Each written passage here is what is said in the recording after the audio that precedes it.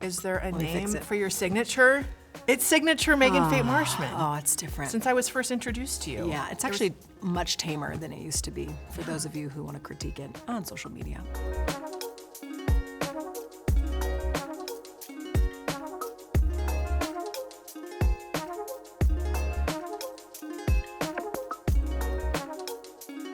Social media is an interesting place. I think it was John Acuff in one of his books made a comment where he's like, 1,000 compliments plus 1 critique equals 1 critique. Yeah.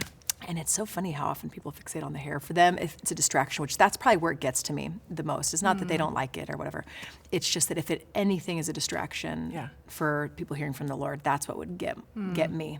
Yeah. And so that's probably why I've paid attention to it. But Yeah. maybe that's why it's gotten tamer. But I think I just say it feel with free. the greatest of respect because Well, it feels thank so you. fun and young and just like nonchalant cool. Yeah, it's fast. So I that's do it how- very fast. Yeah. Yeah, that's probably why I stuck. Could you do my hair like that fast? Right now. Yes. I mean, I could do it in 3 minutes. okay, afterwards. Maybe we'll at the get to end. that. All right. I'd do that again. Just Just wow. That was. there's that been was times offensive. listen, we grew up I kind of in that same no, do I have a comb over? No, it looks great. Yeah. We grew up in that day and age. Yeah. Where you just throw it up Yeah. and have fun with it. That's me. An interesting, speaking of a couple of years ago with a nose piercing. Ooh. Yeah. And I've had it pierced 6 times, so Oh. it's been a minute. But a comment that was The on same social place media. 6 times. This is a new one, actually, this side. It was 5 this time. 6. Oh, just a little switch. Yeah. Just a little new But season. I was really challenged by that. Somebody said, I don't want to follow you anymore on social media because you've become worldly now because of this piercing, and I don't want my kids to see it. And I think our first response in those moments can be like, let's go. Yeah. And then you have a couple of other responses in between. And I think at the end of it, I thought, if it is a distraction, am I holding on to my identity, to my fashion, to the things that I like about me, my hairstyle and nose piercing, or whatever it is, that maybe to other people they don't like it? And we can agree or disagree on the reasons for that, whether or not it's biblical. But do I dig my heels in just to prove to you? Or do I say, if this is the thing Yeah. that distracts you from hearing the gospel, Yeah. then that's not a big deal. I can Yeah. leave that behind. Like, where's the line that we should draw? I don't know if you've thought about that at all, but No, for me, I typically, when it comes to anything controversial, so let's say it's social media and it's a harsh comment about what I'm wearing, what my hair looks like, or the fact that I'm a female, on stage, typically people aren't coming into that conversation with an openness to in any way change their mind. yeah. They usually have a different openness. So the thing I've attempted to do is not usually have the conversation there, because I've noticed I have not seen someone convince someone in a comment section. I just haven't really seen that happen yet. It seems like a lot of wasted effort. So for me, if those conversations do happen outside of those types of places, what I typically try to do is simply just ask questions to get to the heart, because the heart is where that behavior is coming from.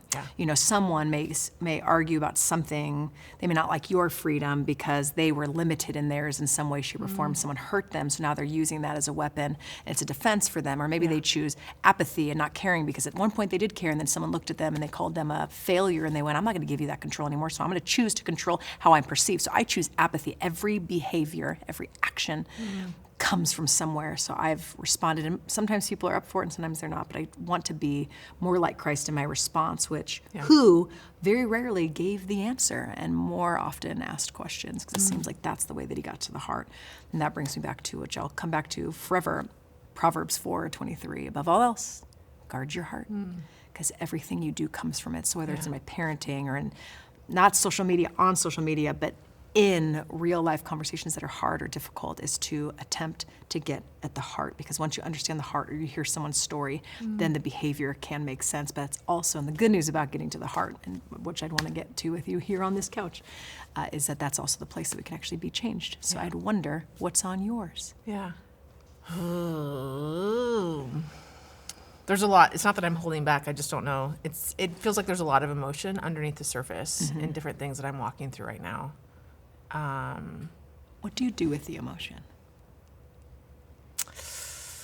Well, I can tell you what I have done. So I have numbed myself. I came to work a couple years ago with a brace on my hand, on my thumb, and my bosses go, "Oh, did you fall? Did you hurt your wrist?" And I go, "No." I go, "I have been scrolling too much." No. Yeah. So like trigger thumb.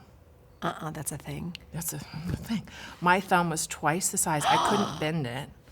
And so as I walked through the death of my marriage, I had a very socially acceptable addiction of just numbing myself through scrolling. Totally. So I go, I'm not drinking myself through this. I am scrolling myself through this.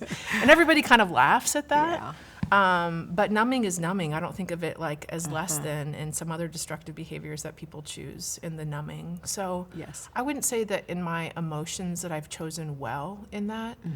I'm a person that thrives in community. Yeah.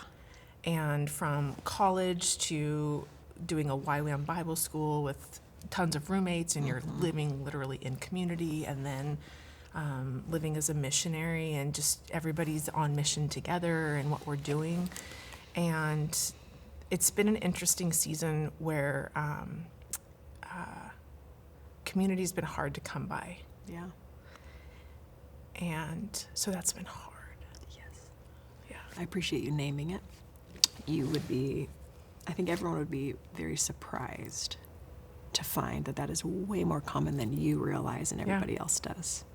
That friendships are so hard. It's like you get placed in a small group in high school and there's your people, and then it's like pulling teeth to get to answer questions, not knowing the gift of the fact that you're forced into a circle. Yeah. And then you have college, and you're in the same age and stage, and then suddenly you then get into your adulthood, and maybe you find someone, and then when life takes turns, it looks totally different. Yeah. Yeah. And I remember when I lost my husband, suddenly I was odd man out, and I wasn't as invited to things. Yeah. And I got it, I got it. When I came, I just brought 2 kids, more kids than adults. Like, that's hard, like. Yeah. You're an odd number to the Yeah. game night. Totally. Odd, or how about every table is set with an even number? Yeah. Those sorts of things. And so thank you for sharing, because I think everyone is numbing, and it's only when you do stuff like that that suddenly someone who could be listening and could go, I'm not crazy. Whether it's them scrolling or them throwing Netflix on at the end of the day, whatever we're doing to not be able to sit alone with our thoughts. Yeah. We can't even use the restroom without bringing a phone in. Right. I think we have become so not okay with our thoughts. And like you're modeling the power of so I'd actually I would tell you that in moments like this, you're doing it very right, because you're creating a space for your emotions to be held, just for whomever to watch it. But I think there's so many people, and that's what I look forward to with events like the Fountain Conference, or even just Bible studies in person at your local church, as a circle where you can actually let this stuff out, because this stuff has to come out, because otherwise it gets stuffed even deeper, and then that deepness becomes shame, and the problem with shame and guilt and all the stuff that we deal with, that we push down. Our best efforts to come out of it, whether it's through numbing, scrolling, or whether it's even through good behavior and all the things we do for the Lord, is none of that can actually touch the shame or the guilt. None of it can touch it. At best, you can cover it. And then it hardens and manifests itself when you get poked, when someone bugs you, when a kid interrupts your day, that's where our behavior all comes from. So you modeling even here, being someone that is saying you can actually bring your emotions to a trusted friend, that is a risk, and one I hope far more people will take, watching someone like you do it. So well done. And I love, because I know what I'm actually already teaching at Found, and it has a lot to do with emotions. It has a lot to do specifically with the emotion of anger. Okay, I literally almost just said it hardens and then it becomes anger. It does. That comes out of it. And anger feels a lot safer than sad. Sad is painful with no Wait a minute, place. say that slower. No, just anger is a secondary emotion. Yeah. Anger is not a primary emotion. It's secondary. It's always it's like, imagine a little kid who gets really angry. That's the easiest one for them to access and gives them control. Where sad makes you feel alone and isolated and in pain and going nowhere with it. Yeah. That feels terrible. So hate I feeling choose sad. anger because at least I have some form of control. So we do that as well as adults.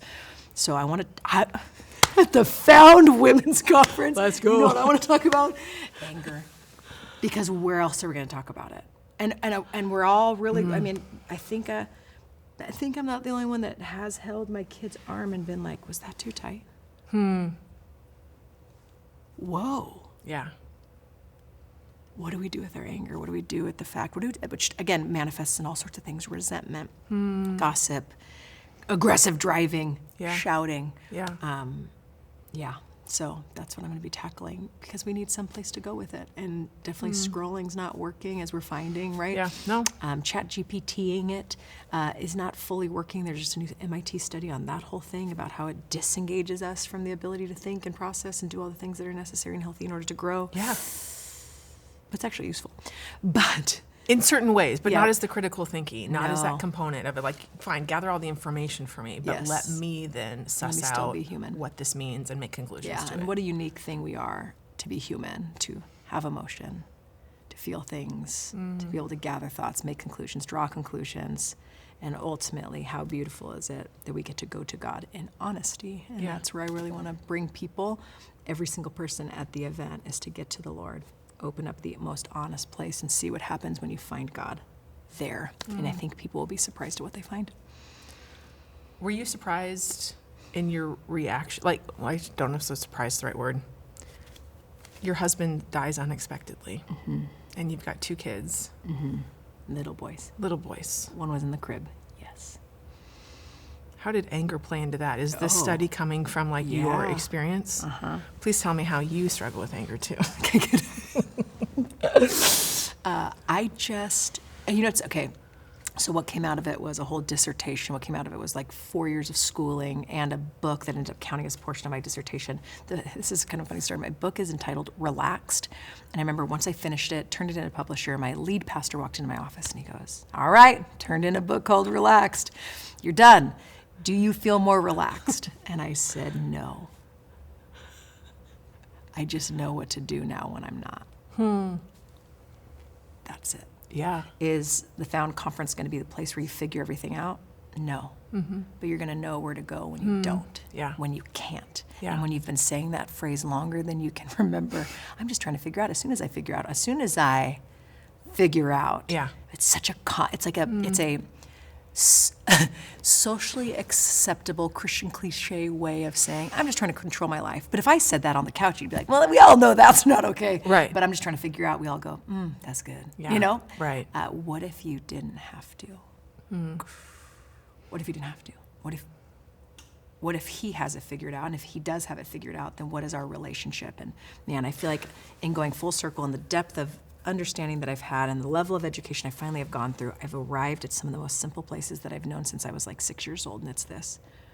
God really wants an intimate, personal relationship with you, which makes me wonder, for anyone listening in, would you use the words intimate and personal to describe your time with the Lord? Are you able to sit with him? Or has culture snuck in and whispered, being productive, accomplished, comfortable, find pleasure? I mean, we've found all these other pursuits unconsciously that have directed our lives and made something like sitting with the Lord no longer productive, for at least their scales. Sure. But for me, it's the one place I can find everything I need. But it takes discipline. It does take work. And I like the way Dallas Willard puts it. Yeah, grace is opposed to earning, not effort. The idea being, it's not that we don't have to put work in. It's just, what are we using our work? What are we using our willpower for? Is it to try to figure everything out by ourselves? Yeah. Or is it to allow our willpower, something needs to change to take us back to that intimate relationship with God where we just sit with him? I can't wait to woo people, not just to do it once they leave the conference, but to experience it in it. Yeah. That for me will be thrilling. Yeah. Where have you experienced God wooing you recently? Yes.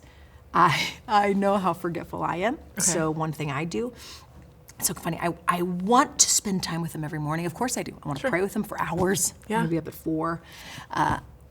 But I sometimes don't get up when my first alarm goes. But you know what I know that I'll never forget? Coffee. Oh, So what I Bless it. did actually is I created a little trigger. I have these everywhere in my life, little triggers to remind me to go to God and not myself. And one of them is my coffee button. Right when I push it, it always triggers in my mind a 4-part prayer. Okay. A few other ones you can steal. I live in California, and I actually stop at stop signs. I feel like you're just like making sure there's no I'm ticket ever given. I'm kind of showing off right now, but Yeah. no. But there's reasons I do this. Okay. Because I think it was a John Mark Comer book that taught me about how you can't demonstrate the fruit of the Spirit in a hurry. And for me, whether or not I stop at stop signs was like whether I'm in a hurry or Yeah. if I'm just able to stop. And by the way, if anyone's in your car, give them eye contact. It's like the only time I was asking my kids for eye contact was when they're in trouble. And so Yeah. now it's like at every stop sign. I wonder if they actually have noticed, like, it's always at stop signs, Mom looks and smiles, but I do. So stop signs or driveways, which is a moment of transition, or elevators, which is a moment of transition, or like there's all these things I do. I pray a certain thing when I do a certain thing because I'm so forgetful. God knows it, and I don't want to forget him. And Yeah. he doesn't think we need to do a single thing alone, so I don't want to. Yeah, that's how I do it. What about you? Yeah. How do you get away with them? What's your rhythm that you can give away as a free tip for anyone listening in through the social media that could hopefully woo them back? I love just the moments of waking up in the morning.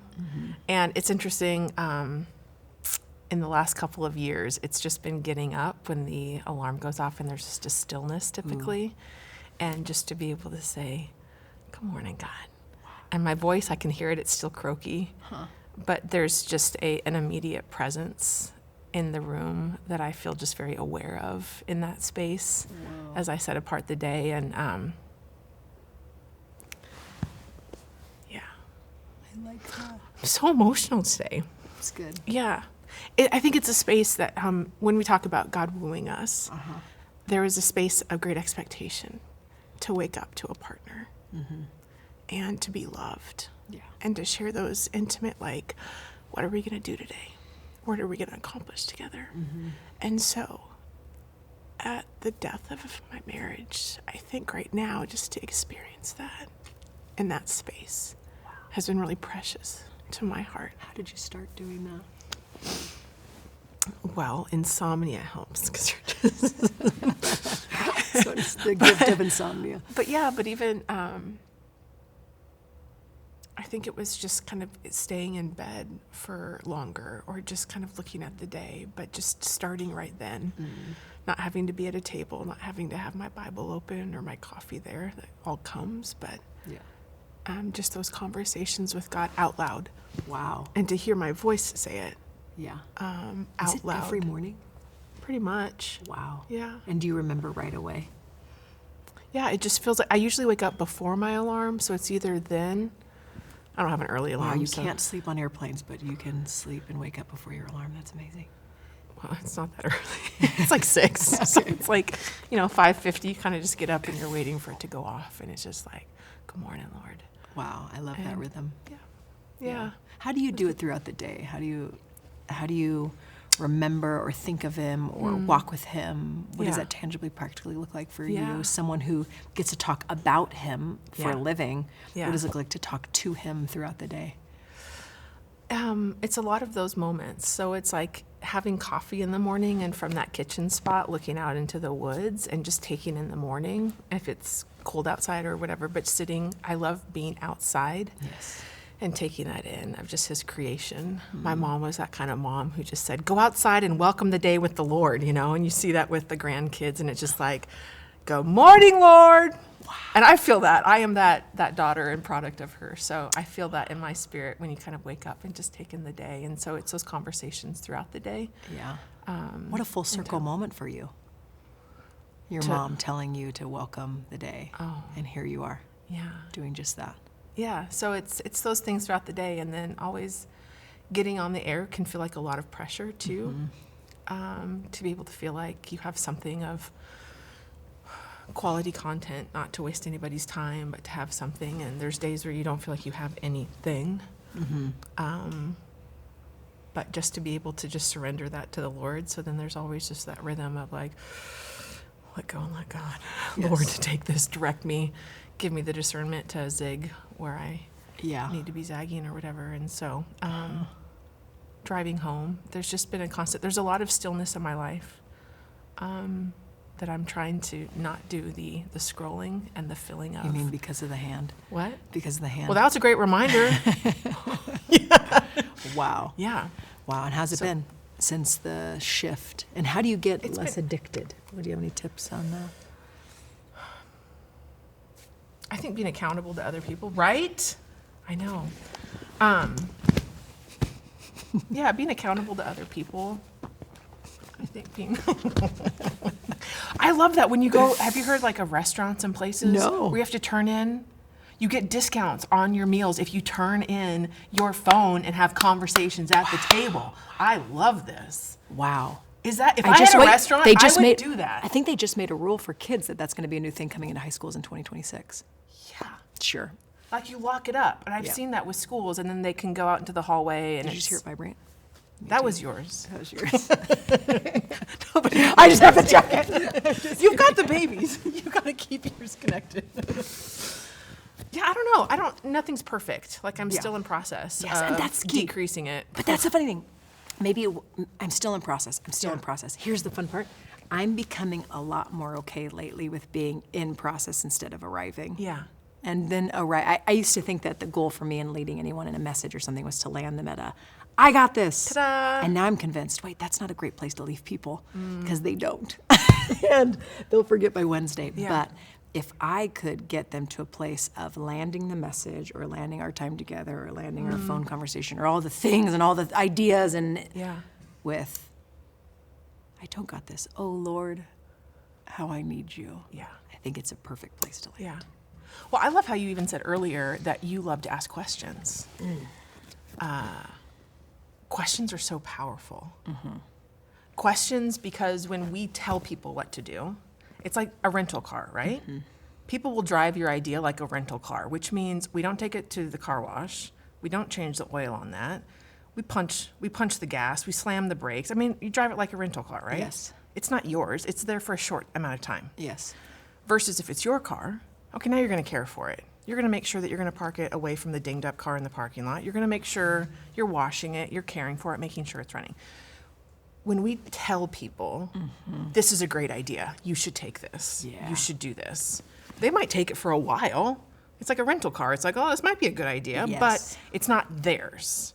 They don't own that idea. Yeah. And so when we ask questions, when we say, what do you think that you should do? What would be the best? What have you learned from things that you've done in the past in this area that would inform this? All of us, they're the expert on them. Yes. And the one who is the expert on everything asked questions. At some point I did a study that he was asked 184 questions in the New Testament. He asked 307, I think. And of the 184 he was asked, he only answered 3 directly. Jesus. Where'd you get that stat? I don't know. Was that ChatGPT? I don't know. Maybe we probably should use it. Hold on a second. Let's figure it out. No. But with that stat, I found it so intriguing because I'm going, wait, this is the guy who knew the answer to every single question that could ever be asked. We're so intimidated to share our faith because we don't know the answer to all the questions that might come up. And the best part is the guy who we're answering the questions about, who had the answer to every single question that could ever be asked, was less interested in giving the answer and far more interested in relationships. And then how fun is this as we go through, whether it's events or, even the radio, the power of questions, yes, because if you or I say something to a crowd, best case scenario is they understand it. Yeah. If they say something, so if at that conference you raised your hand, someone called on you and you spoke, you would then spend the rest of that session being either very proud or critiquing that which you just said, right? Because you remember what you say, and that's the power of questions. It gets people to speak. If people discover something, they, as you in your words, own it. Yeah. And the only way people change is when they act on what they own, not what they agree with, which is why in this world of endless information and inspiration, if we're just watching everyone else's lives, putting it into practice, discovering the truth for ourselves, practicing it, asking questions, engaging in relationship, I'm convinced that there's a phrase, it's not a religion, it's a relationship. It's more than we think. Oh, a relationship. No, you were right. Okay. I'm saying it's a relationship more than we think. It really is. It is not about having notes. You don't note take your way into transformation. Yeah. You have a relationship, and that relationship changes your life. And we can't emphasize that enough, that these events we're like spending all this time talking about, promoting, is because we genuinely care for people to interact with the God that they go home with. Yeah. The God who came before them, dwells within them, Yeah. and then comes behind for anything that they've missed or lost. Praise be to God. Yeah. Yeah. I'm really looking forward to these times. And I'm so thankful for your gifts to be able to help lead us. I think there is equipping and anointing in the question askers. And I see you do that really well, Megan. Oh, can we do the hair now? Yeah, not bad, actually. It feels great.